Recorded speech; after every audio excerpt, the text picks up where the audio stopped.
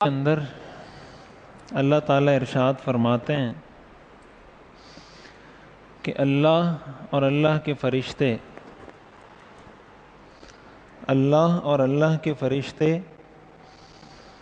رسول اللہ صلی اللہ علیہ وسلم پر درود پڑھتے ہیں۔ اے ایمان والو، تم بھی درود پڑھا کرو اور سلام پڑھا کرو اور ان کی بات کو بھی تسلیم کیا کرو۔ قرآن کریم میں عربی میں درود کے لیے جو لفظ استعمال ہوتا ہے وہ صلاۃ ہے۔ جیسے ہم کہتے ہیں نا اللہم صلی علی، تو صلاۃ کا لفظ استعمال ہوتا ہے، صلی اللہ علیہ وسلم۔ نماز کو بھی صلاۃ کہتے ہیں عربی میں، اقیم الصلاۃ، اور درود شریف کو بھی صلاۃ کہتے ہیں۔ قرآن کریم میں اللہ نے یہ فرمایا کہ اللہ اپنے نبی پر درود پڑھتے ہیں۔ ایک بات تو یہ سمجھنی چاہیے، حدیث میں آتا ہے کہ یہ صلاۃ کا لفظ اللہ کے لیے بھی استعمال ہوتا ہے کہ اللہ درود پڑھتے ہیں، یہ صلاۃ کا لفظ فرشتوں کے لیے بھی استعمال ہوتا ہے کہ فرشتے درود پڑھتے ہیں، یہ صلاۃ کا لفظ انسانوں کے لیے بھی استعمال ہوتا ہے کہ انسان درود پڑھتے ہیں، لیکن ہر ایک کا مطلب الگ الگ ہے۔ اللہ کے صلاۃ پڑھنے کا مطلب یہ ہوتا ہے کہ اللہ اپنے رسول کی تعریف کرتے ہیں، اللہ اپنے رسول کی تعریف کرتے ہیں، اور فرشتوں اور انسانوں کی طرف جب نسبت ہوتی ہے کہ فرشتے درود پڑھتے ہیں یا انسان درود پڑھتے ہیں، تو اس کا مطلب یہ ہوتا ہے کہ فرشتے یا انسان اللہ سے یہ دعا کرتے ہیں کہ یا اللہ ان پر اپنا خصوصی رحم فرما۔ اللہ سے رحمت کی دعا طلب کرنا، اس کو درود کہتے ہیں، اس کو صلاۃ کہتے ہیں۔ جب ہم کہتے ہیں اللہم صلی علی محمد یا ہم کہتے ہیں صلی اللہ علیہ وسلم، تو اس کا مطلب ہوتا ہے یا اللہ محمد صلی اللہ علیہ وسلم پر اپنا خصوصی رحم فرما، اپنا خصوصی فضل فرما۔ یہ مطلب ہے درود شریف کا۔ جب ہم یہ دعا پڑھتے ہیں، یہ درود پڑھتے ہیں، کوئی بھی درود شریف جب پڑھا جاتا ہے تو در حقیقت اللہ سے دعا کی جا رہی ہوتی ہے رسول اللہ صلی اللہ علیہ وسلم کے لیے کہ اللہ ان پر اپنی خصوصی رحمتیں نازل فرمائے۔ یہ جو قرآن کریم کی آیت ہے، اس آیت کی وجہ سے علماء نے لکھا ہے کہ حضور علیہ الصلاۃ والسلام پر زندگی میں ایک مرتبہ درود پڑھنا یہ فرض عین ہے۔ وجہ اس کی کیا ہے کہ قرآن میں اللہ نے حکم دیا ہے کہ درود پڑھو، صلو علیہ۔ اس کے علاوہ جب کسی مجلس میں حضور علیہ الصلاۃ والسلام کا نام مبارک آئے تو پہلی دفعہ درود کا پڑھنا واجب ہے۔ جب بھی کسی مجلس میں حضور کا ذکر ہو، پہلی دفعہ حضور علیہ الصلاۃ والسلام پر درود پڑھنا واجب ہے۔ پھر اگر اس مجلس میں بار بار ذکر آتا رہے تو بار بار درود پڑھنا مستحب ہے، اگر کوئی پڑھے گا تو ثواب ہے، نہیں پڑھے گا تو گناہگار نہیں ہوگا۔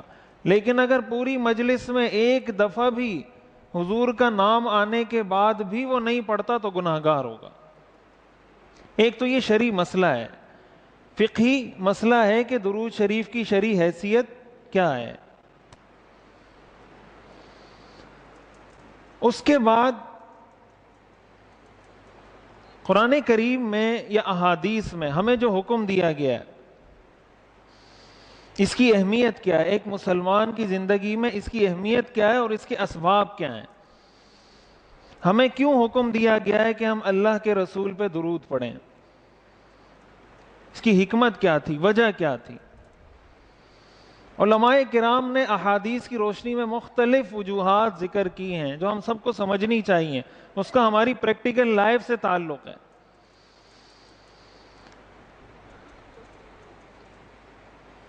پہلی بات یہ ہے کہ حضور علیہ الصلاۃ والسلام کی انسانیت پر احسانات وہ کسی سے مخفی نہیں ہے.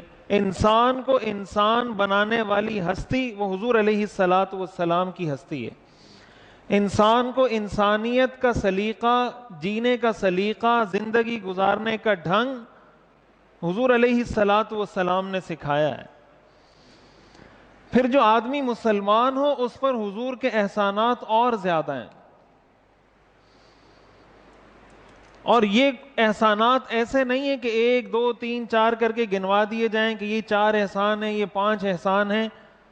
ہمیں دنیا میں جو خیر، جو نیکی کی توفیق، جو عبادت کی توفیق، جو اچھا کام اللہ نے ہمارے ذریعے سے کروایا یا قیامت تک اللہ کسی انسان کے ذریعے کروائیں گے، یہ حضور علیہ الصلاۃ والسلام کی برکت ہے. یہ تعلیمات ان کی ہیں، یہ رہنمائی ان کی ہے، یہ ہدایات ان کی ہیں. ایک پڑوسی اگر کسی دوسرے پڑوسی کے ساتھ حسن سلوک کرتا ہے، وہ اس نیت سے کرتا ہے کہ اللہ کے رسول نے حکم دیا ہے کہ پڑوسی کے ساتھ حسن سلوک کرنا ہے. آپ نے فرمایا وہ شخص مومن نہیں کہ وہ خود پیٹ بھر کر کھانا کھائے اور اس کا پڑوسی بھوکا سو جائے، ایسا آدمی مومن نہیں. تو اب بھوکے کے پیٹ میں جو کھانا جا رہا ہے، اگر یہ حدیث نہ ہوتی تو شاید کوئی نہ کھلاتا.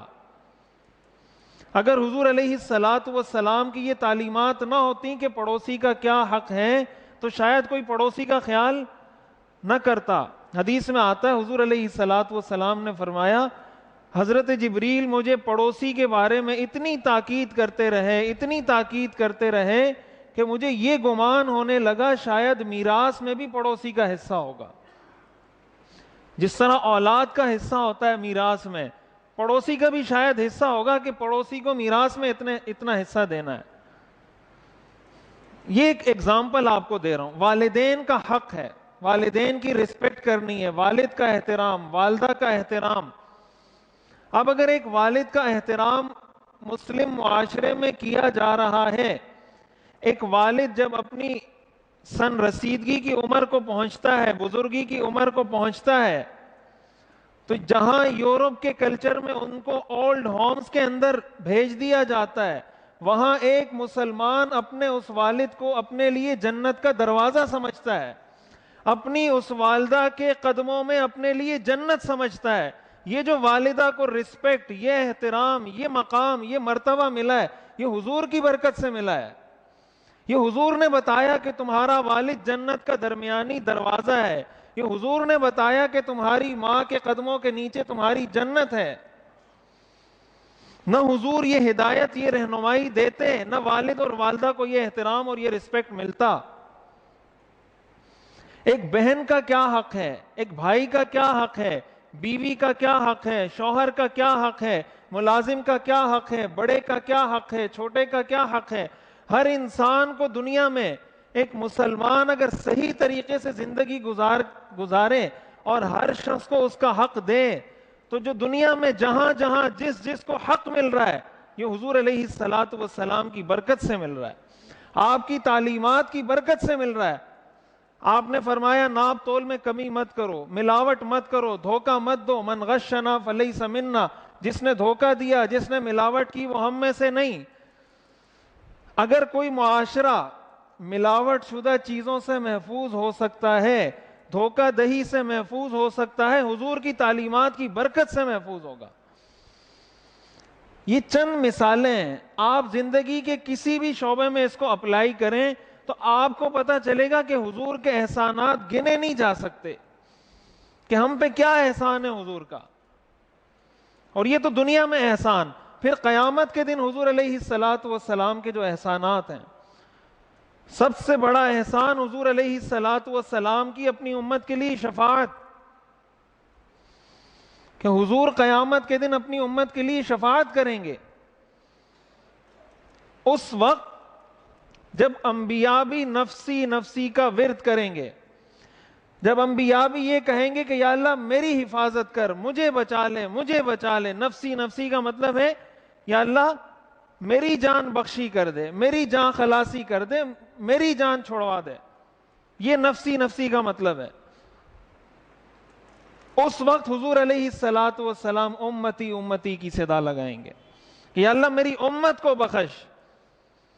یہ جو ہم اذان کے بعد جو دعا پڑھی جاتی ہے نا، وَابْعَثْهُ مَقَامًا مَحْمُودًا الَّذِي وَعَدتَّهُ آتِ مُحَمَّدًا الْوَسِيلَةَ وَالْفَضِيلَةَ وَابْعَثْهُ مَقَامًا مَحْمُودًا الَّذِي وَعَدتَّهُ إِنَّكَ لَا تُخْلِفُ الْمِيعَادَ. یہ جو مقام محمود ہے، یہ وہ مقام محمود ہے جس مقام پر حضور اپنی امت کے لیے شفاعت کریں گے. ہم یہ دعا کرتے ہیں یا اللہ حضور علیہ الصلوۃ والسلام کو مقام محمود عطا فرما. محمود یہ حمد سے نکلا ہے، حمد تعریف کو کہتے ہیں. حدیث میں آتا ہے نا کہ جب سارے انبیاء معذرت کر لیں گے لوگوں سے کہ ہم اللہ سے مطالبہ دعا نہیں کر سکتے کہ آپ حساب کتاب شروع کریں، اور سب بالآخر حضور علیہ الصلوۃ والسلام کی طرف لوگوں کو ریفر کریں گے کہ ان کے پاس جائیں، تو حدیث میں آتا ہے حضور نے فرمایا میں سجدے میں گر کر اللہ کی ایسی حمد و ثنا بیان کروں گا جو حمد و ثنا نہ اس وقت سے پہلے کسی نے بیان کی ہوگی، نہ اس وقت کے بعد کوئی بیان کر سکے گا.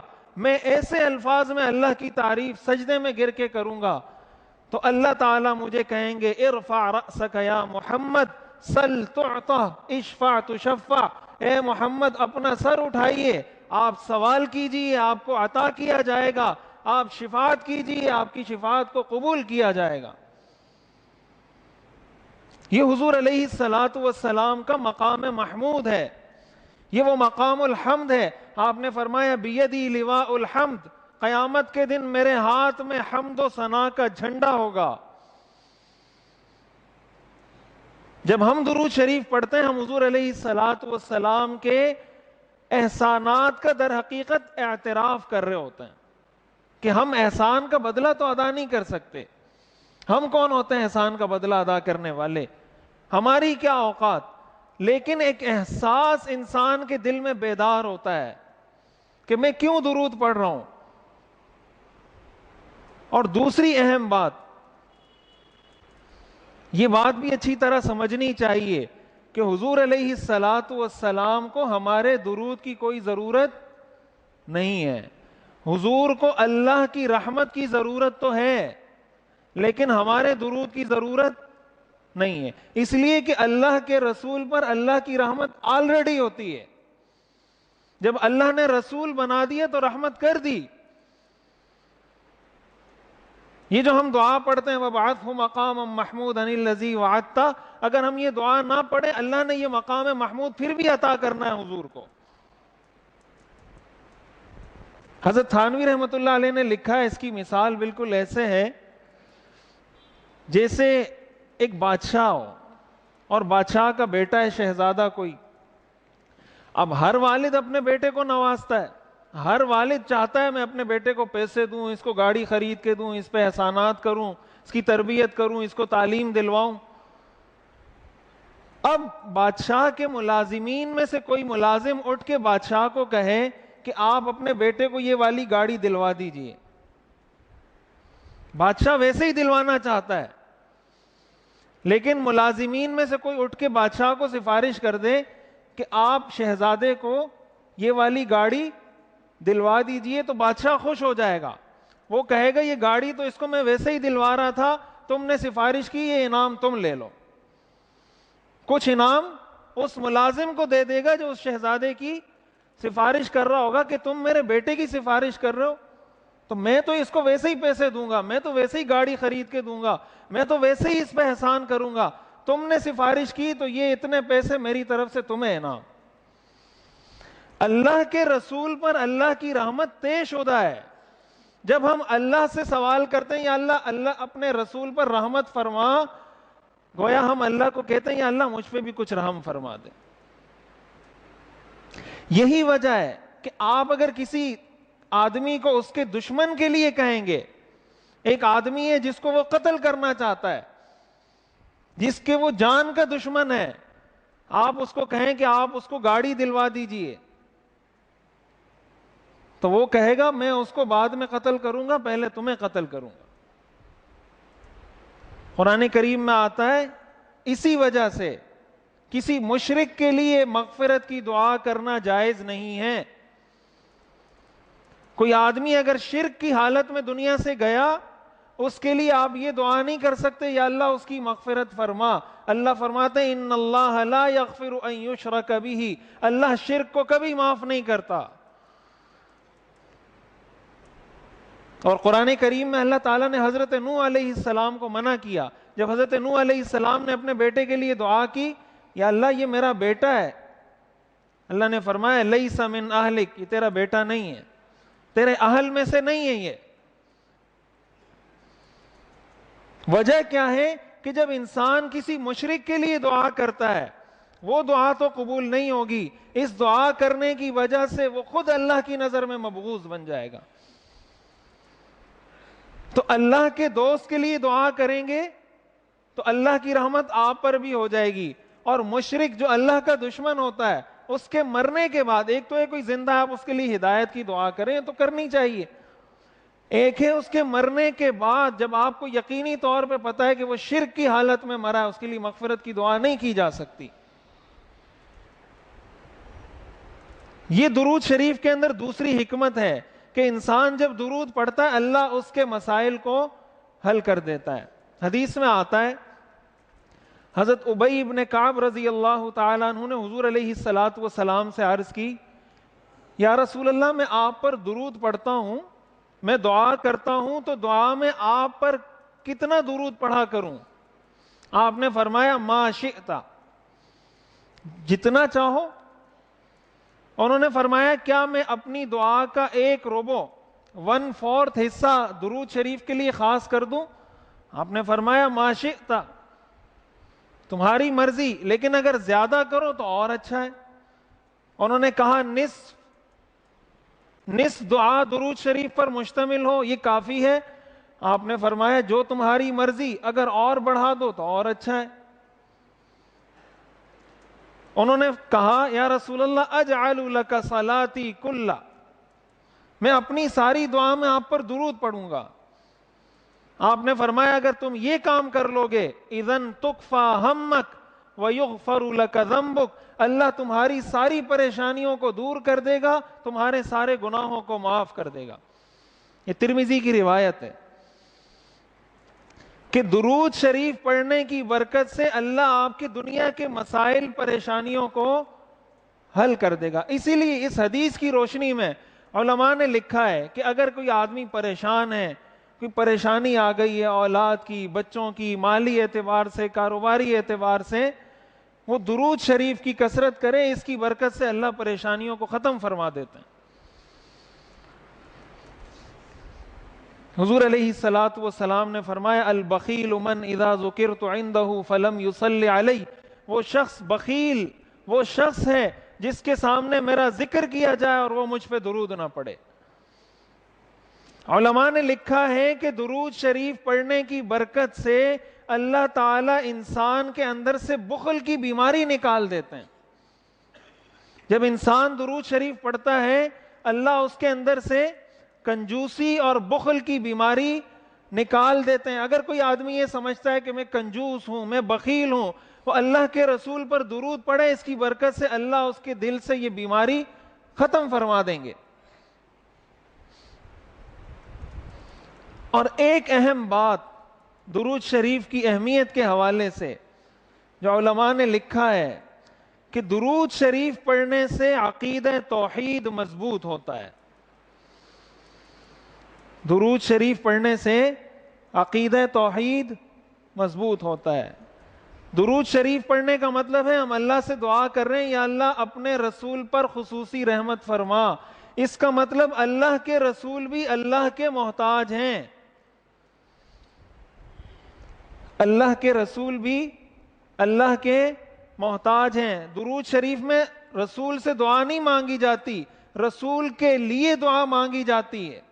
اللہم صلی علی محمد صلی اللہ علیہ وسلم، رسول کے لیے دعا مانگی جاتی ہے، اللہ سے مانگی جاتی ہے۔ تو جب اللہ کے رسول اللہ کی رحمت کے محتاج ہیں تو کوئی ولی، کوئی بزرگ، کوئی شیخ، کوئی مفتی، کوئی عالم، کوئی پیر، وہ کتنا محتاج ہوگا اللہ کی رحمت کا۔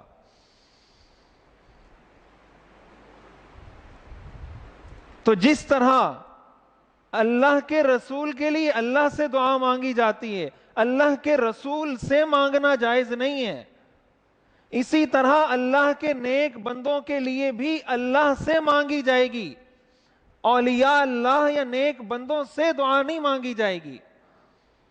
درود شریف خود اس چیز کا رد کرتا ہے۔ جب ہم اللہ سے دعا کر رہے ہیں کہ یا اللہ اپنے رسول پر رحمت فرما، جب اللہ کے رسول کے لیے دعا کر رہے ہیں تو یہ دعا تو بطریق اولا غیر رسول کے لیے ہوگی کہ یا اللہ اپنے نیک بندوں پر رحمت فرما۔ ہم اتحیات میں پڑھتے ہیں نا السلام علینا وعلی عباد اللہ الصالحین، اس کا کیا مطلب ہے؟ یا اللہ ہم پر ہمیں سلامتی عطا فرما اور اللہ کے تمام نیک بندوں کو سلامتی عطا فرما۔ یہ دعا ہے السلام علینا وعلی عباد اللہ الصالحین، یا اللہ ہمیں سلامتی عطا فرما اور اپنے سارے نیک بندوں کو سلامتی عطا فرما۔ تو درود شریف اس چیز کو مزید پختہ کرتا ہے، مزید اس چیز کو مضبوط کرتا ہے۔ حدیث میں آتا ہے نا، حضور علیہ الصلوۃ والسلام نے فرمایا لا تجعلوا قبری عیدا وصلوا علی، میری قبر کو عید کی جگہ، تقریبات کی جگہ، عرس کی جگہ، دھمال اور قوالی کی جگہ نہ بنانا، مجھ پر درود پڑھنا، فإن صلاتکم معروضۃ علی، اس لیے کہ تمہارا درود مجھ پر پیش کیا جاتا ہے۔ لا تجعلوا قبری عیدا، میری قبر کو عید کی اور تقریبات کی اور اس طرح کی محفلوں کی جگہ مت بنانا۔ حدیث میں آتا ہے حضور علیہ الصلوۃ والسلام نے ارشاد فرمایا جو آدمی صبح 10 دفعہ اور رات کو 10 دفعہ مجھ پہ درود پڑھے اس کے لیے میری شفاعت واجب ہے۔ صبح 10 دفعہ درود شریف پڑھ لے اور رات کو 10 دفعہ درود شریف پڑھ لے، کوئی مشکل کام تو نہیں ہے۔ اور ایک اور حدیث میں آتا ہے حضور نے فرمایا ان من افضل ایامکم الجمعہ فاکثروا علی من الصلاۃ فیہ، تمہارے دنوں میں سب سے بہترین دن جمعے کا دن ہے، اس لیے جمعے کے دن مجھ پہ کثرت سے درود پڑھا کرو۔ اس حدیث کی روشنی میں علماء نے لکھا ہے کہ ویسے تو انسان کو پورے ہفتے معمول رکھنا چاہیے، لیکن جمعے کے دن خصوصی طور پر اس چیز کا اہتمام کرنا چاہیے کہ کثرت سے درود شریف پڑھا جائے۔ جمعے کے دن کی کچھ خاص عبادات ہیں، ایک تو نماز جمعہ، یہ جمعے کے دن کی خاص عبادت ہے، باقی دنوں میں نہیں ہے۔ اسی طرح درود شریف کثرت سے پڑھنا یہ جمعے کی خصوصی عبادت ہے۔ سورہ کہف کی تلاوت کرنا یہ جمعے کی خصوصی عبادت ہے۔ اسی طریقے سے حضور نے فرمایا جمعے کے دن ایک گھڑی ایسی ہے کہ اگر اس میں اللہ سے مانگا جائے تو اللہ ضرور اس دعا کو قبول کرتے ہیں۔ اکثر محققین علماء نے لکھا ہے کہ وہ گھڑی مغرب سے پہلے کی جو گھڑی ہوتی ہے، عصر کے بعد اور مغرب سے پہلے کا جو وقت ہے جمعے کے دن، یہ دعا کی قبولیت کا وقت ہے، اس میں جو دعا مانگی جائے اللہ تعالیٰ قبول فرماتے ہیں۔ یہ جمعے کی خاص عبادات ہیں۔ اور پھر ہر دعا سے پہلے درود شریف کا اہتمام کرنا چاہیے۔ حدیث میں آتا ہے نا حضور علیہ الصلوۃ والسلام نے ایک شخص کو دیکھا، مسجد میں آئے، دعا شروع کی اور فوراً دعا شروع کر دی، جیسے ہی ہاتھ اٹھائے فوراً اللہ سے مانگنا شروع کر دیا بغیر درود پڑھے۔ آپ نے فرمایا اس شخص نے دعا میں جلدی کی۔ اور پھر آپ نے طریقہ سکھایا کہ دعا کا طریقہ یہ ہے کہ سب سے پہلے اللہ کی حمد و ثنا بیان کی جائے، اس کے بعد اللہ کے رسول پر درود پڑھا جائے اور پھر اللہ سے اپنی حاجات مانگی جائے اور پھر آخر میں پھر درود پڑھا جائے۔ حضرت عمر رضی اللہ تعالیٰ عنہ فرمایا کرتے تھے کہ دعا جب اٹھتی ہے تو آسمان اور زمین کے درمیان موقوف اور معلق رہتی ہے جب تک اس کو درود شریف کا جیک نہ لگا دیا جائے، جب تک اس کے ساتھ درود شریف کو شامل نہ کر دیا جائے۔ جب دعا کے ساتھ درود شریف شامل ہو جائے تو وہ دعا آسمانوں کی طرف اٹھتی ہے۔ اور علماء نے اس میں حکمت لکھی ہے کہ وجہ کیا ہے۔ دعا سے پہلے درود شریف پڑھنے کی حکمت کیا ہے؟ بہت ساری حکمتیں ہیں، ان میں سے ایک حکمت یہ ہے کہ درود شریف ایسی دعا ہے جس کے قبول ہونے میں کوئی شک نہیں ہے۔ جب ہم کہتے ہیں نا اللہم صلی علی محمد، یہ دعا آلریڈی قبول شدہ ہے، آلریڈی ایکسیپٹڈ ہے، کہ اللہ نے اپنے رسول پر، کیوں؟ اس لیے کہ اللہ فرماتے ہیں ان اللہ و ملائکتہ یصلون علی النبی، اللہ نے پہلے ہی کہہ دیا ہے کہ ہم کرتے ہیں، پھر جب آپ کہتے ہیں تو یہ تو قبول شدہ دعا ہے۔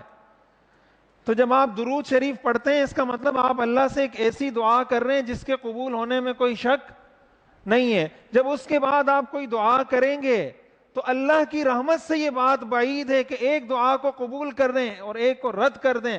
جب اللہ اس کو قبول کریں گے تو اس کو بھی ساتھ ہی قبول کر دیں گے۔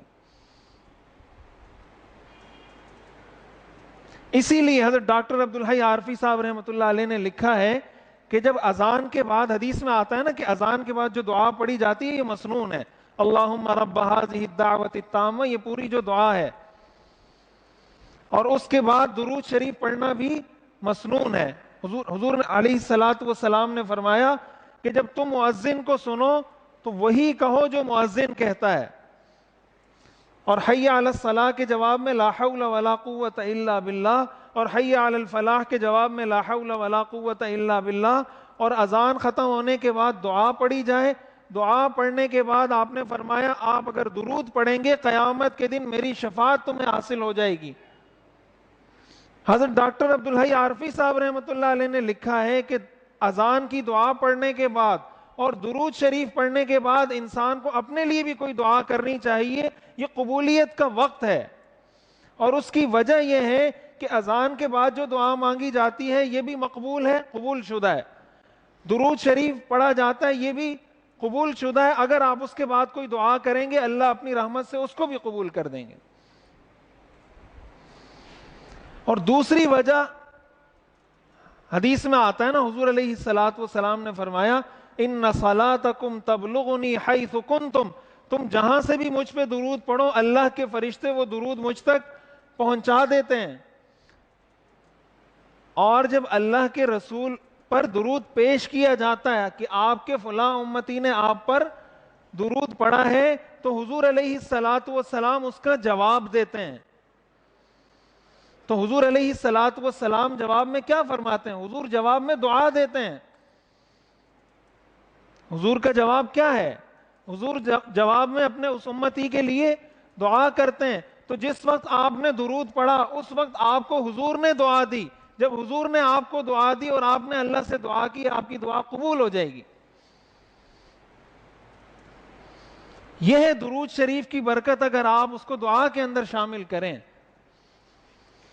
اور ایک آخری بات کہ درود شریف پڑھتے وقت پورا درود پڑھنا چاہیے صلی اللہ علیہ وسلم، یہ مختصر درود ہے، کوئی بھی درود پڑھیں پورا پڑھیں، منہ کے اندر اس کو چبائیں اور کھائیں نہیں، پوری باتیں ہم کمپلیٹ کر رہے ہوتے ہیں، جب صلی اللہ علیہ وسلم کی باری آتی ہے تو پتہ نہیں عجیب عجیب طریقوں سے پڑھ رہے ہوتے ہیں، لکھنے کی باری آتی ہے تو صاد لکھ دیتے ہیں، سلام لکھ دیتے ہیں۔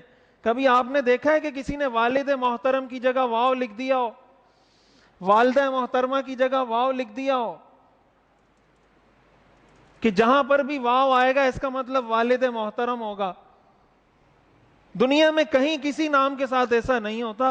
حضور علیہ الصلوۃ والسلام پر درود کی باری آتی ہے تو پڑھنے میں بھی بخل، لکھنے میں بھی بخل،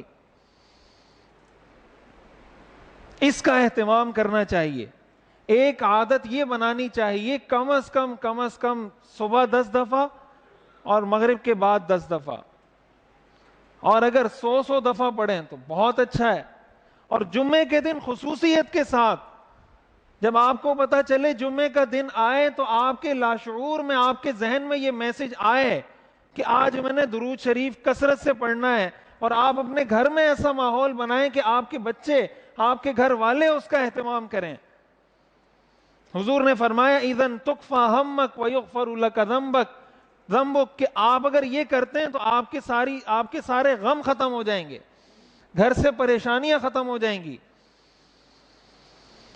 اور ایک بات کہ جب خطبے کے دوران درود شریف پڑھا جائے جب امام خطبہ پڑھ رہا ہو، یہ بات اچھی طرح سمجھنی چاہیے کہ جب امام کے سامنے کھڑے ہو کے اذان دی جاتی ہے، اس اذان کے شروع ہونے سے لے کر آخر تک بات کرنا منع اور ناجائز ہے۔ جب دوسری اذان شروع ہو گئی آپ بات نہیں کر سکتے۔ یہ جو جمعے کی 2 رکعتیں ہیں نا، یہ تو اصل میں ظہر کی 4 رکعتیں ہیں۔ یہ 2 کیسے ہو گئیں؟ یہ 2 رکعتیں خطبے میں ضم ہو گئی ہیں کہ یہ خطبہ گویا 2 رکعتیں خطبہ ہے اور 2 رکعتیں نماز ہیں۔ خطبے کے احکام نماز کے احکام کی طرح ہیں۔ اس لیے حدیث میں آتا ہے کہ اگر خطبے کے دوران کوئی آدمی بات کر رہا ہے نا اور آپ اس کو کہتے ہیں چپ ہو جاؤ، تو آپ کا ثواب بھی گیا۔ یعنی خطبے کے دوران کوئی بات کر رہا ہے اور آپ نے اسی خطبے کے دوران اس کو کہا چپ ہو جاؤ، آپ کا ثواب بھی گیا۔ خطبے کے دوران بات کرنا، جب اذان ہو رہی ہو اس وقت بات کرنا، یہ منع ہے جمعے کی جب اذان ہو رہی ہو۔ اسی وجہ سے فقہاء نے لکھا ہے کہ جب اذان ہو رہی ہو دوسری اذان، تو اس کا جواب بھی دل ہی دل میں دینا چاہیے، زبان سے نہیں دینا چاہیے۔ جمعے کی دوسری اذان، اور جب خطبے کے دوران حضور علیہ الصلاۃ والسلام کا نام آئے تو درود بھی دل ہی دل میں پڑھنا چاہیے، زبان سے نہیں پڑھنا چاہیے۔ اس کے علاوہ باقی اوقات میں جو مسنون، جب بھی کوئی درود شریف پڑھنے کے بہت سے مواقع ہیں، کس کس موقع پہ پڑھنا چاہیے وہ پھر کبھی موقع ہوگا انشاءاللہ میں عرض کروں گا کہ روایات میں کہاں کہاں سے ثابت ہیں کس کس موقع پر درود شریف پڑھا جائے۔ لیکن خطبے کے دوران اس چیز کا پتہ ہونا چاہیے کہ نہ تو بات کرنی ہے اور نہ اپنی زبان کو حرکت دینی ہے۔ جب خطبہ مکمل ہو جائے اس کے بعد آپ بات بھی کر سکتے ہیں، اس کے بعد آپ درود شریف بھی پڑھ سکتے ہیں۔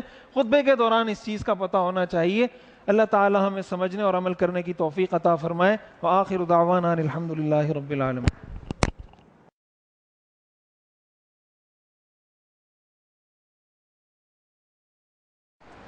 قرآن کریم کے اندر اللہ تعالیٰ ارشاد فرماتے ہیں کہ اللہ اور اللہ کے فرشتے، اللہ اور اللہ کے فرشتے رسول اللہ صلی اللہ علیہ وسلم پر درود پڑھتے ہیں۔ اے ایمان والو، تم بھی درود پڑھا کرو اور سلام پڑھا کرو اور ان کی بات کو بھی تسلیم کیا کرو۔ قرآن کریم میں عربی میں درود کے لیے جو لفظ استعمال ہوتا ہے وہ صلاۃ ہے۔ جیسے ہم کہتے ہیں نا اللہم صلی علی، تو صلاۃ کا لفظ استعمال ہوتا ہے، صلی اللہ علیہ وسلم۔ نماز کو بھی صلاۃ کہتے ہیں عربی میں، اقیم الصلاۃ، اور درود شریف کو بھی صلاۃ کہتے ہیں۔ قرآن کریم میں اللہ نے یہ فرمایا کہ اللہ اپنے نبی پر درود پڑھتے ہیں۔ ایک بات تو یہ سمجھنی چاہیے، حدیث میں آتا ہے کہ یہ صلاۃ کا لفظ اللہ کے لیے بھی استعمال ہوتا ہے کہ اللہ درود پڑھتے ہیں، یہ صلاۃ کا لفظ فرشتوں کے لیے بھی استعمال ہوتا ہے کہ فرشتے درود پڑھتے ہیں، یہ صلاۃ کا لفظ انسانوں کے لیے بھی استعمال ہوتا ہے کہ انسان درود پڑھتے ہیں، لیکن ہر ایک کا مطلب الگ الگ ہے۔ اللہ کے صلاۃ پڑھنے کا مطلب یہ ہوتا ہے کہ اللہ اپنے رسول کی تعریف کرتے ہیں، اللہ اپنے رسول کی تعریف کرتے ہیں، اور فرشتوں اور انسانوں کی طرف جب نسبت ہوتی ہے کہ فرشتے درود پڑھتے ہیں یا انسان درود پڑھتے ہیں، تو اس کا مطلب یہ ہوتا ہے کہ فرشتے یا انسان اللہ سے یہ دعا کرتے ہیں کہ یا اللہ ان پر اپنا خصوصی رحم فرما۔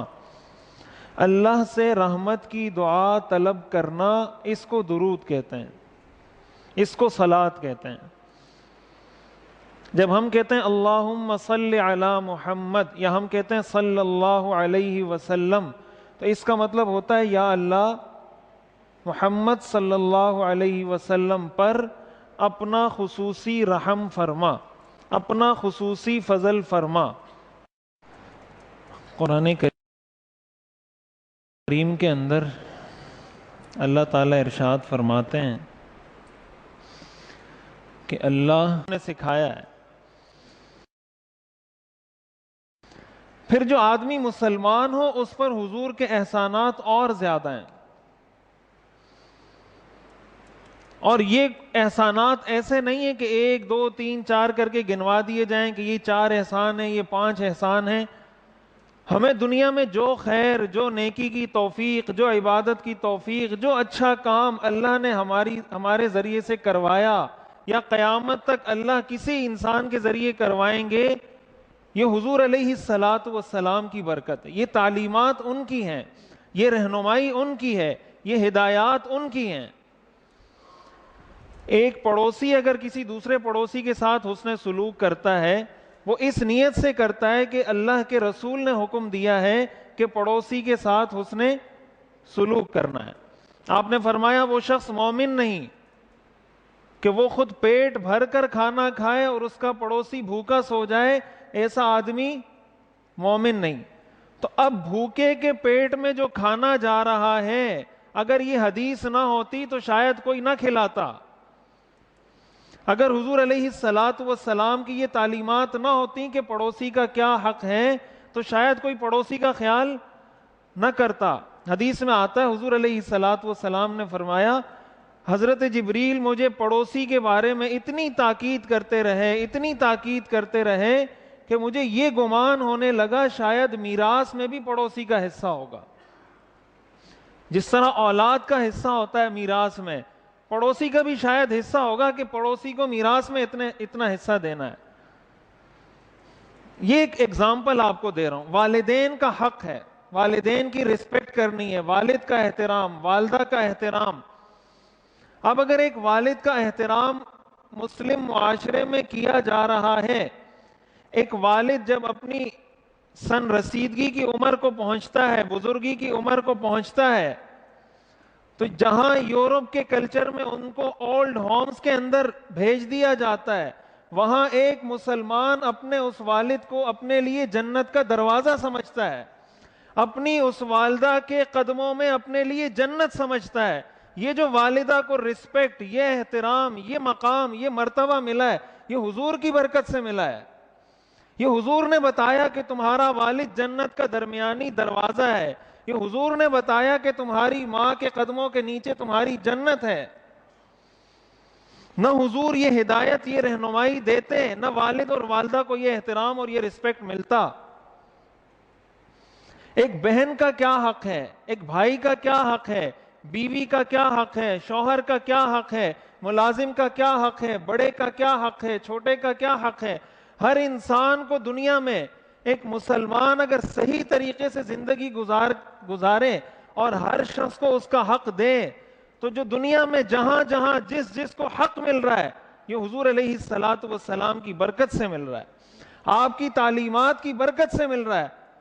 آپ نے فرمایا ناپ تول میں کمی مت کرو، ملاوٹ مت کرو، دھوکہ مت دو، من غشنا فلیس منا، جس نے دھوکہ دیا، جس نے ملاوٹ کی، وہ ہم میں سے نہیں۔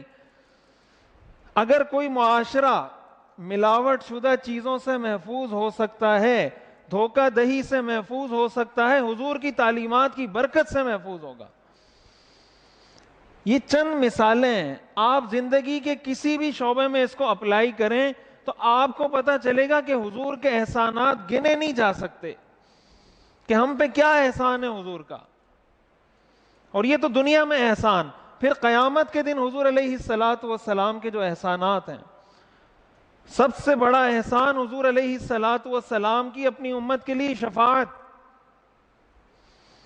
کہ حضور قیامت کے دن اپنی امت کے لیے شفاعت کریں گے۔ اس وقت جب انبیاء بھی نفسی نفسی کا ورد کریں گے، جب انبیاء بھی یہ کہیں گے کہ یا اللہ میری حفاظت کر، مجھے بچا لے، مجھے بچا لے۔ نفسی نفسی کا مطلب ہے یا اللہ میری جان بخشی کر دے، میری جان خلاصی کر دے، میری جان چھڑوا دے، یہ نفسی نفسی کا مطلب ہے۔ اس وقت حضور علیہ الصلاۃ والسلام امتی امتی کی صدا لگائیں گے کہ یا اللہ میری امت کو بخش۔ یہ جو ہم اذان کے بعد جو دعا پڑھی جاتی ہے نا، وَابْعَثْهُ مَقَامًا مَحْمُودًا الَّذِي وَعَدتَّهُ آتِ مُحَمَّدًا الْوَسِيلَةَ وَالْفَضِيلَةَ وابعثه مقاما محمودا الذي وعدته انك لا تخلف الميعاد. یہ جو مقام محمود ہے، یہ وہ مقام محمود ہے جس مقام پر حضور اپنی امت کے لیے شفاعت کریں گے. ہم یہ دعا کرتے ہیں یا اللہ حضور علیہ الصلاۃ والسلام کو مقام محمود عطا فرما. محمود یہ حمد سے نکلا ہے، حمد تعریف کو کہتے ہیں. حدیث میں آتا ہے نا کہ جب سارے انبیاء معذرت کر لیں گے لوگوں سے کہ ہم اللہ سے مطالبہ دعا نہیں کر سکتے کہ آپ حساب کتاب شروع کریں، اور سب بالآخر حضور علیہ الصلاۃ والسلام کی طرف لوگوں کو ریفر کریں گے کہ ان کے پاس جائیں، تو حدیث میں آتا ہے حضور نے فرمایا میں سجدے میں گر کر اللہ کی ایسی حمد و ثنا بیان کروں گا جو حمد و ثنا نہ اس وقت سے پہلے کسی نے بیان کی ہوگی نہ اس وقت کے بعد کوئی بیان کر سکے گا. میں ایسے الفاظ میں اللہ کی تعریف سجدے میں گر کے کروں گا تو اللہ تعالیٰ مجھے کہیں گے ارفع رأسک یا محمد سل تعطى اشفع تشفع. اے محمد اپنا سر اٹھائیے، آپ سوال کیجئے آپ کو عطا کیا جائے گا، آپ شفاعت کیجئے آپ کی شفاعت کو قبول کیا جائے گا. یہ حضور علیہ الصلاۃ والسلام کا مقام محمود ہے، یہ وہ مقام الحمد ہے. آپ نے فرمایا بیدی لواء الحمد، قیامت کے دن میرے ہاتھ میں حمد و ثنا کا جھنڈا ہوگا. جب ہم درود شریف پڑھتے ہیں ہم حضور علیہ الصلاۃ والسلام کے احسانات کا در حقیقت اعتراف کر رہے ہوتے ہیں کہ ہم احسان کا بدلہ تو ادا نہیں کر سکتے. ہم کون ہوتے ہیں احسان کا بدلہ ادا کرنے والے؟ ہماری کیا اوقات؟ لیکن ایک احساس انسان کے دل میں بیدار ہوتا ہے کہ میں کیوں درود پڑھ رہا ہوں. اور دوسری اہم بات، یہ بات بھی اچھی طرح سمجھنی چاہیے کہ حضور علیہ الصلاۃ والسلام کو ہمارے درود کی کوئی ضرورت نہیں ہے. حضور کو اللہ کی رحمت کی ضرورت تو ہے لیکن ہمارے درود کی ضرورت نہیں ہے، اس لیے کہ اللہ کے رسول پر اللہ کی رحمت آلریڈی ہوتی ہے. جب اللہ نے رسول بنا دیا تو رحمت کر دی. یہ جو ہم دعا پڑھتے ہیں وَبَعَثْهُ مَقَامًا مَحْمُودًا الَّذِي وَعَدتَّ، اگر ہم یہ دعا نہ پڑھیں اللہ نے یہ مقام محمود پھر بھی عطا کرنا ہے حضور کو. حضرت تھانوی رحمۃ اللہ علیہ نے لکھا ہے، اس کی مثال بالکل ایسے ہے جیسے ایک بادشاہ ہو اور بادشاہ کا بیٹا ہے شہزادہ کوئی. اب ہر والد اپنے بیٹے کو نوازتا ہے، ہر والد چاہتا ہے میں اپنے بیٹے کو پیسے دوں، اس کو گاڑی خرید کے دوں، اس پہ احسانات کروں، اس کی تربیت کروں، اس کو تعلیم دلواؤں. اب بادشاہ کے ملازمین میں سے کوئی ملازم اٹھ کے بادشاہ کو کہے کہ آپ اپنے بیٹے کو یہ والی گاڑی دلوا دیجئے، بادشاہ ویسے ہی دلوانا چاہتا ہے. لیکن ملازمین میں سے کوئی اٹھ کے بادشاہ کو سفارش کر دے کہ آپ شہزادے کو یہ والی گاڑی دلوا دیجئے تو بادشاہ خوش ہو جائے گا. وہ کہے گا یہ گاڑی تو اس کو میں ویسے ہی دلوا رہا تھا، تم نے سفارش کی، یہ انعام تم لے لو. کچھ انعام اس ملازم کو دے دے گا جو اس شہزادے کی سفارش کر رہا ہوگا کہ تم میرے بیٹے کی سفارش کر رہے ہو تو میں تو اس کو ویسے ہی پیسے دوں گا، میں تو ویسے ہی گاڑی خرید کے دوں گا، میں تو ویسے ہی اس پہ احسان کروں گا، تم نے سفارش کی تو یہ اتنے پیسے میری طرف سے تمہیں انعام. اللہ کے رسول پر اللہ کی رحمت طے شدہ ہے. جب ہم اللہ سے سوال کرتے ہیں یا اللہ اپنے رسول پر رحمت فرما، گویا ہم اللہ کو کہتے ہیں یا اللہ مجھ پہ بھی کچھ رحم فرما دے. یہی وجہ ہے کہ آپ اگر کسی آدمی کو اس کے دشمن کے لیے کہیں گے، ایک آدمی ہے جس کو وہ قتل کرنا چاہتا ہے، جس کے وہ جان کا دشمن ہے، آپ اس کو کہیں کہ آپ اس کو گاڑی دلوا دیجئے تو وہ کہے گا میں اس کو بعد میں قتل کروں گا، پہلے تمہیں قتل کروں گا. قرآن کریم میں آتا ہے اسی وجہ سے کسی مشرک کے لیے مغفرت کی دعا کرنا جائز نہیں ہے. کوئی آدمی اگر شرک کی حالت میں دنیا سے گیا اس کے لیے آپ یہ دعا نہیں کر سکتے یا اللہ اس کی مغفرت فرما. اللہ فرماتے ہیں ان اللہ لا یغفر ان یشرک بہ، اللہ شرک کو کبھی معاف نہیں کرتا. اور قرآن کریم میں اللہ تعالیٰ نے حضرت نوح علیہ السلام کو منع کیا. جب حضرت نوح علیہ السلام نے اپنے بیٹے کے لیے دعا کی, یا اللہ یہ میرا بیٹا ہے, اللہ نے فرمایا لیس من اہلک, یہ تیرا بیٹا نہیں ہے, تیرے اہل میں سے نہیں ہے یہ. وجہ کیا ہے کہ جب انسان کسی مشرک کے لیے دعا کرتا ہے وہ دعا تو قبول نہیں ہوگی, اس دعا کرنے کی وجہ سے وہ خود اللہ کی نظر میں مبغوض بن جائے گا. تو اللہ کے دوست کے لیے دعا کریں گے تو اللہ کی رحمت آپ پر بھی ہو جائے گی. اور مشرک جو اللہ کا دشمن ہوتا ہے اس کے مرنے کے بعد, ایک تو ہے کوئی زندہ آپ اس کے لیے ہدایت کی دعا کریں تو کرنی چاہیے, ایک ہے اس کے مرنے کے بعد جب آپ کو یقینی طور پہ پتا ہے کہ وہ شرک کی حالت میں مرا ہے, اس کے لیے مغفرت کی دعا نہیں کی جا سکتی. یہ درود شریف کے اندر دوسری حکمت ہے کہ انسان جب درود پڑھتا ہے اللہ اس کے مسائل کو حل کر دیتا ہے. حدیث میں آتا ہے حضرت ابی ابن کعب رضی اللہ تعالیٰ عنہ نے حضور علیہ الصلاۃ والسلام سے عرض کی, یا رسول اللہ میں آپ پر درود پڑھتا ہوں, میں دعا کرتا ہوں تو دعا میں آپ پر کتنا درود پڑھا کروں؟ آپ نے فرمایا ما شئتا, جتنا چاہو. انہوں نے فرمایا کیا میں اپنی دعا کا 1/4 حصہ درود شریف کے لیے خاص کر دوں؟ آپ نے فرمایا ما شئتا, تمہاری مرضی, لیکن اگر زیادہ کرو تو اور اچھا ہے. انہوں نے کہا نصف دعا درود شریف پر مشتمل ہو, یہ کافی ہے؟ آپ نے فرمایا جو تمہاری مرضی, اگر اور بڑھا دو تو اور اچھا ہے. انہوں نے کہا یا رسول اللہ اجعل لک صلاتی کلہ, میں اپنی ساری دعا میں آپ پر درود پڑھوں گا. آپ نے فرمایا اگر تم یہ کام کر لو گے اذن تکفی ہمک ویغفر لک ذنبک, اللہ تمہاری ساری پریشانیوں کو دور کر دے گا, تمہارے سارے گناہوں کو معاف کر دے گا. یہ ترمذی کی روایت ہے کہ درود شریف پڑھنے کی برکت سے اللہ آپ کی دنیا کے مسائل پریشانیوں کو حل کر دے گا. اسی لیے اس حدیث کی روشنی میں علماء نے لکھا ہے کہ اگر کوئی آدمی پریشان ہے, کوئی پریشانی آ گئی ہے اولاد کی, بچوں کی, مالی اعتبار سے, کاروباری اعتبار سے, وہ درود شریف کی کثرت کرے, اس کی برکت سے اللہ پریشانیوں کو ختم فرما دیتے ہیں. حضور علیہ الصلاۃ والسلام نے فرمایا البخیل من اذا ذکرت عنده فلم يصلی علی, وہ شخص بخیل وہ شخص ہے جس کے سامنے میرا ذکر کیا جائے اور وہ مجھ پہ درود نہ پڑھے.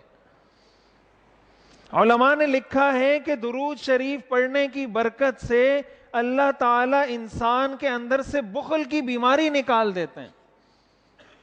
جب انسان درود شریف پڑھتا ہے اللہ اس کے اندر سے کنجوسی اور بخل کی بیماری نکال دیتے ہیں. اگر کوئی آدمی یہ سمجھتا ہے کہ میں کنجوس ہوں, میں بخیل ہوں, وہ اللہ کے رسول پر درود پڑھے, اس کی برکت سے اللہ اس کے دل سے یہ بیماری ختم فرما دیں گے. اور ایک اہم بات درود شریف کی اہمیت کے حوالے سے جو علماء نے لکھا ہے کہ درود شریف پڑھنے سے عقیدہ توحید مضبوط ہوتا ہے. درود شریف پڑھنے سے عقیدہ توحید مضبوط ہوتا ہے. درود شریف پڑھنے کا مطلب ہے ہم اللہ سے دعا کر رہے ہیں یا اللہ اپنے رسول پر خصوصی رحمت فرما. اس کا مطلب اللہ کے رسول بھی اللہ کے محتاج ہیں, اللہ کے رسول بھی اللہ کے محتاج ہیں. درود شریف میں رسول سے دعا نہیں مانگی جاتی, رسول کے لیے دعا مانگی جاتی ہے. اللہم صلی علی محمد صلی اللہ علیہ وسلم, رسول کے لیے دعا مانگی جاتی ہے, اللہ سے مانگی جاتی ہے. تو جب اللہ کے رسول اللہ کی رحمت کے محتاج ہیں تو کوئی ولی, کوئی بزرگ, کوئی شیخ, کوئی مفتی, کوئی عالم, کوئی پیر, وہ کتنا محتاج ہوگا اللہ کی رحمت کا.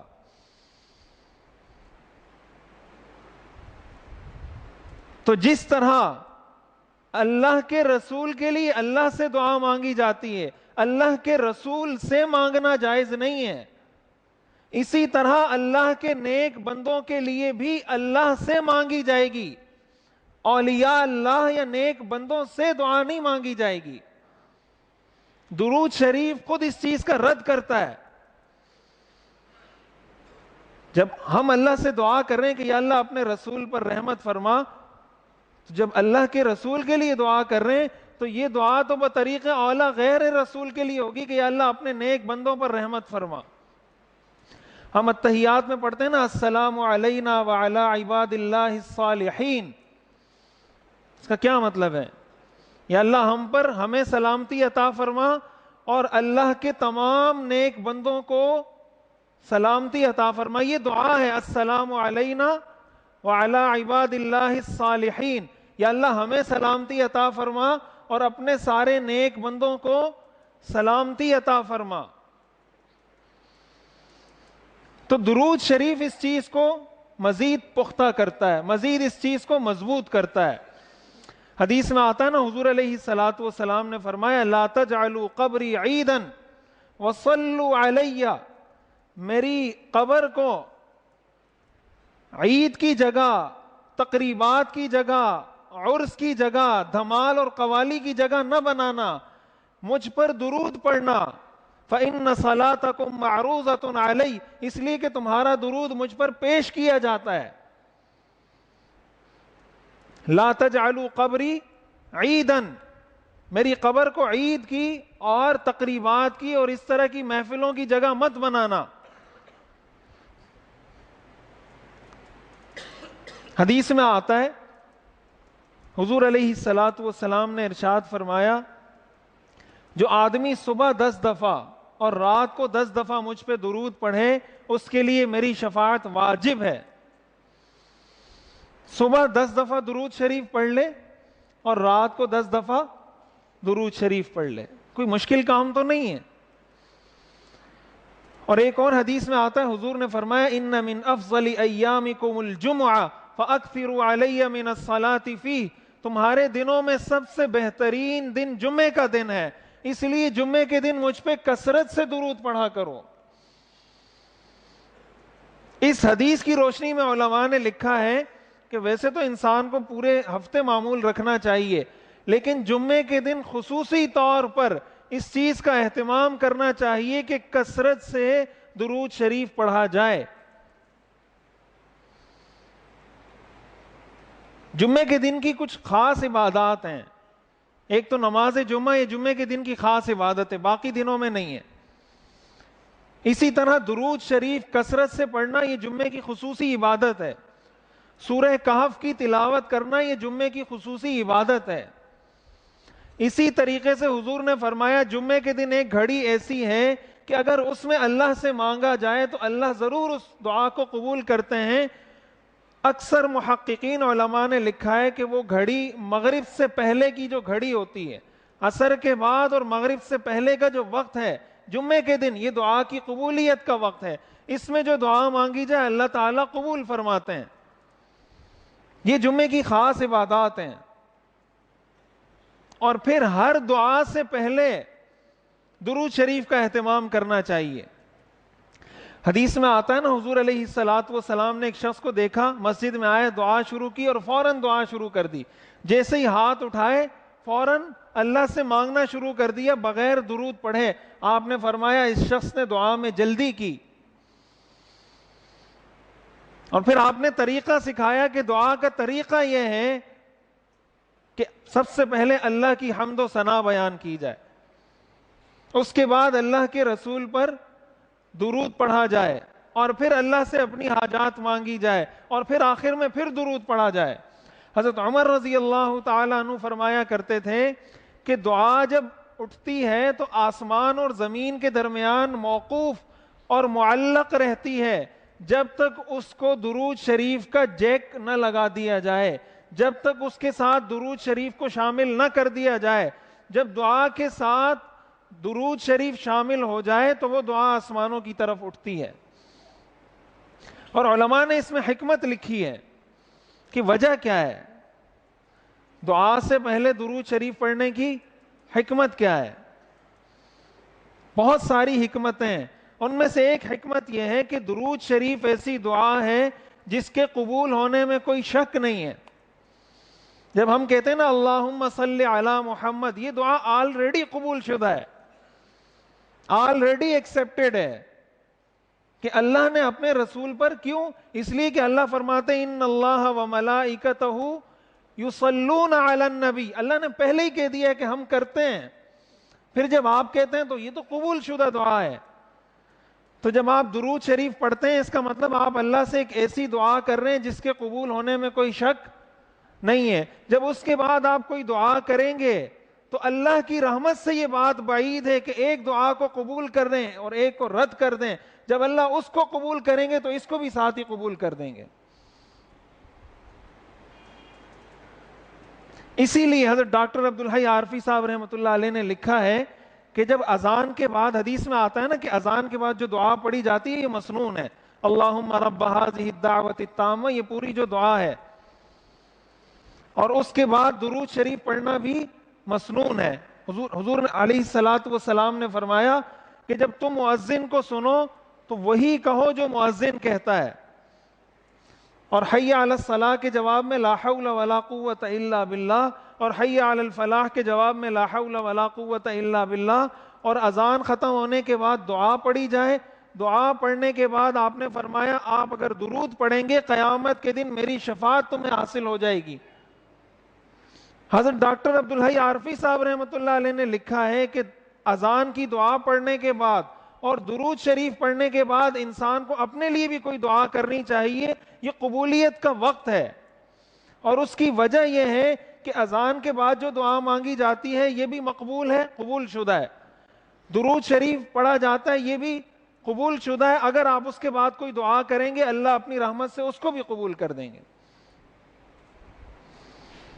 اور دوسری وجہ حدیث میں آتا ہے نا، حضور علیہ الصلوۃ والسلام نے فرمایا ان صلاتکم تبلغنی حیث کنتم، تم جہاں سے بھی مجھ پہ درود پڑھو اللہ کے فرشتے وہ درود مجھ تک پہنچا دیتے ہیں۔ اور جب اللہ کے رسول پر درود پیش کیا جاتا ہے کہ آپ کے فلاں امتی نے آپ پر درود پڑھا ہے تو حضور علیہ الصلوۃ والسلام اس کا جواب دیتے ہیں۔ تو حضور علیہ الصلوۃ والسلام جواب میں کیا فرماتے ہیں؟ حضور جواب میں دعا دیتے ہیں۔ حضور کا جواب کیا ہے؟ حضور جواب میں اپنے اس امتی کے لیے دعا کرتے ہیں۔ تو جس وقت آپ نے درود پڑھا اس وقت آپ کو حضور نے دعا دی، جب حضور نے آپ کو دعا دی اور آپ نے اللہ سے دعا کی آپ کی دعا قبول ہو جائے گی۔ یہ ہے درود شریف کی برکت اگر آپ اس کو دعا کے اندر شامل کریں۔ اور ایک آخری بات کہ درود شریف پڑھتے وقت پورا درود پڑھنا چاہیے صلی اللہ علیہ وسلم۔ یہ مختصر درود ہے، کوئی بھی درود پڑھیں پورا پڑھیں، منہ کے اندر اس کو چبائیں اور کھائیں نہیں۔ پوری باتیں ہم کمپلیٹ کر رہے ہوتے ہیں، جب صلی اللہ علیہ وسلم کی باری آتی ہے تو پتہ نہیں عجیب عجیب طریقوں سے پڑھ رہے ہوتے ہیں۔ لکھنے کی باری آتی ہے تو صاد لکھ دیتے ہیں، سلام لکھ دیتے ہیں۔ کبھی آپ نے دیکھا ہے کہ کسی نے والد محترم کی جگہ واو لکھ دیا ہو، والدہ محترمہ کی جگہ واو لکھ دیا ہو، کہ جہاں پر بھی واو آئے گا اس کا مطلب والد محترم ہوگا؟ دنیا میں کہیں کسی نام کے ساتھ ایسا نہیں ہوتا۔ حضور علیہ الصلوۃ والسلام پر درود کی باری آتی ہے تو پڑھنے میں بھی بخل، لکھنے میں بھی بخل۔ اس کا اہتمام کرنا چاہیے۔ ایک عادت یہ بنانی چاہیے کم از کم صبح 10 دفعہ اور مغرب کے بعد 10 دفعہ، اور اگر 100 دفعہ پڑھیں تو بہت اچھا ہے۔ اور جمعے کے دن خصوصیت کے ساتھ، جب آپ کو پتہ چلے جمعے کا دن آئے تو آپ کے لاشعور میں، آپ کے ذہن میں یہ میسج آئے کہ آج میں نے درود شریف کثرت سے پڑھنا ہے، اور آپ اپنے گھر میں ایسا ماحول بنائیں کہ آپ کے بچے، آپ کے گھر والے اس کا اہتمام کریں۔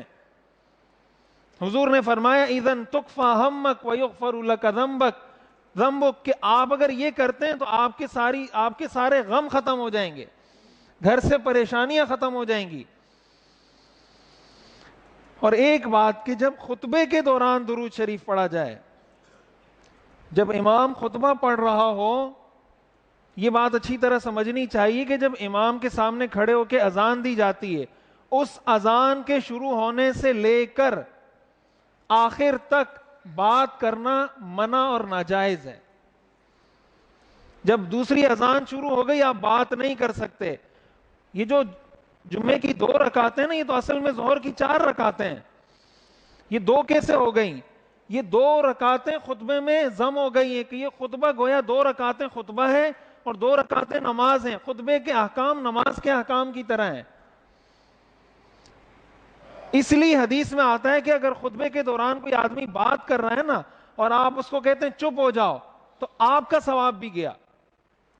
یعنی خطبے کے دوران کوئی بات کر رہا ہے اور آپ نے اسی خطبے کے دوران اس کو کہا چپ ہو جاؤ، آپ کا ثواب بھی گیا. خطبے کے دوران بات کرنا، جب اذان ہو رہی ہو اس وقت بات کرنا، یہ منع ہے جمعے کی جب اذان ہو رہی ہو. اسی وجہ سے فقہا نے لکھا ہے کہ جب اذان ہو رہی ہو دوسری اذان، تو اس کا جواب بھی دل ہی دل میں دینا چاہیے، زبان سے نہیں دینا چاہیے. جمعے کی دوسری اذان. اور جب خطبے کے دوران حضور علیہ الصلاۃ والسلام کا نام آئے تو درود بھی دل ہی دل میں پڑھنا چاہیے، زبان سے نہیں پڑھنا چاہیے. اس کے علاوہ باقی اوقات میں جو مسنون، جب بھی کوئی درود شریف پڑھنے کے بہت سے مواقع ہیں، کس کس موقع پہ پڑھنا چاہیے وہ پھر کبھی موقع ہوگا انشاءاللہ میں عرض کروں گا کہ روایات میں کہاں کہاں سے ثابت ہیں کس کس موقع پر درود شریف پڑھا جائے.